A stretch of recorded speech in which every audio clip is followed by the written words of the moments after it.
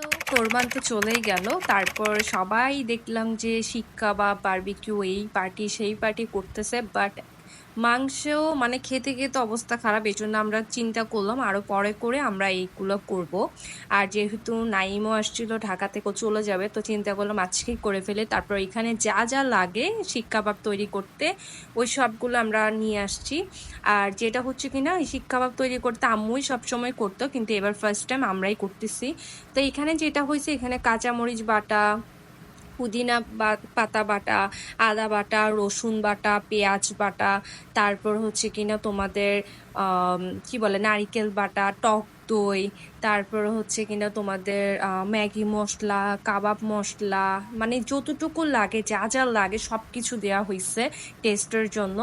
তো এরপরে হচ্ছে কিনা আমরা মানে পরিমাণ মতো মতো দিচ্ছি, যেহেতু মাংস অতটুকু অতটুকু বুঝে শুনে দিচ্ছি। তারপরে দেওয়া হয়েছে লবণ, তারপর হচ্ছে কিনা তোমাদের হলুদ গুঁড়া, তারপরে হচ্ছে কিনা তোমাদের কি বলে মরিচের গুঁড়া। যেহেতু আমরা কাঁচা মরিচ বাটা দিছি, সেক্ষেত্রে আমরা এই জিনিসগুলোকে মানে ওভাবে করে দিছি যেন মানে বোঝা যায়। তারপর এখানে একটা স্পেশাল যে আম্মু মেজপানি মশলার গুঁড়া করছে ওটাও দিলাম। তারপর এখন দিলাম মশলার গুঁড়া।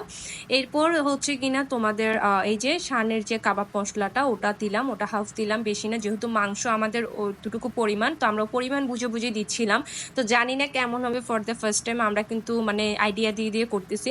তারপরে দিলাম হচ্ছে এখানে টমেটো সস, টমেটো সসও দিলাম পরিমাণ মতো। তারপর দেওয়া হয়েছে হচ্ছে কিনা তোমাদের সয়া সস। এগুলো দিয়ে তারপর হচ্ছে কিনা আমরা হচ্ছে ভালোভাবে এগুলোকে একটা মানে গ্রেভি তৈরি করতেছি, যে গ্রেভিটা মশলার থাকবে। তারপর বেশি করে হচ্ছে কিনা সরিষার তেল দিতে হবে। সরিষার তেলের স্মেলটা হচ্ছে বিশেষ করে অনেক ভালো লাগে কাবাবে।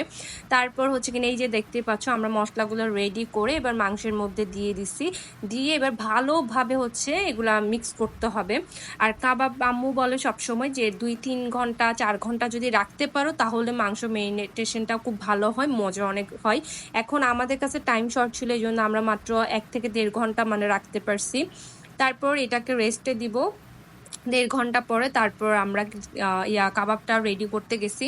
এর পরের ব্লগে তোমাদেরকে বলবো কাবাবটা কেমন হয়েছে আর আমাদের প্রসেসিংটা কেমন লাগছে, সবাই অবশ্যই জানাবা। আর কে কে কিন্তু কাবাব পার্টি করছে অবশ্যই কমেন্ট করে জানাবা।